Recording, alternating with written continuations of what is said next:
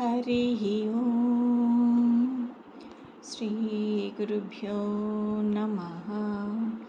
హరి ఓం. వాక్య విభూతి అనే శీర్షికలో భగవాన్ శ్రీ సత్యసాయి బాబా వారి ఉపదేశం తెలుసుకుందాం. సర్వం బ్రహ్మాత్మకం. సర్వం బ్రహ్మాత్మకం అనే జ్ఞానం కలిగిన తరువాత ఏ మానవుడైనా మిథ్యాలోకంలో ఉండలేడు. అతనికి ఎటువంటి కోరిక, ప్రణాళిక ఉండవు. ఆహార పానీయములపై కూడా అతనికి దృష్టి ఉండదు. ఆ స్థితిలో నట్లు, బోల్ట్లు అన్నీ పడిపోతూ ఉంటాయి. హృదయం ఎండిపోతూ ఉంటుంది. శరీరం నిర్జీవమైపోతుంది. సాధన అంటే ఆత్మ ఎదుట అద్దం పెట్టుకోవటమే.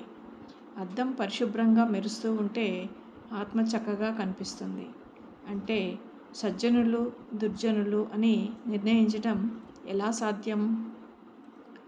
జపము, ధ్యానము, సాధన, యోగము, అర్చన వీటిల్లో నిమగ్నమై ఉండేవారు సజ్జనులు. వీటిని ఇష్టపడినటువంటి వారికి జ్ఞానం కోరే సాధకులు దూరంగా ఉండాలి. పేదవానికి అపారమైన సంపద లభిస్తే ఎలా ఉంటాడో సాధకులు ఆ విధంగా చిన్న వాటికే చాలా ఆనందపడుతూ ఉంటారు. తాత్కాలికమైన ఆనందానికే ఎంతో పొంగిపోతూ ఉంటారు. నమస్కారమని అన్నప్పుడు నమ అంటే నాది కాదు అని అర్థం.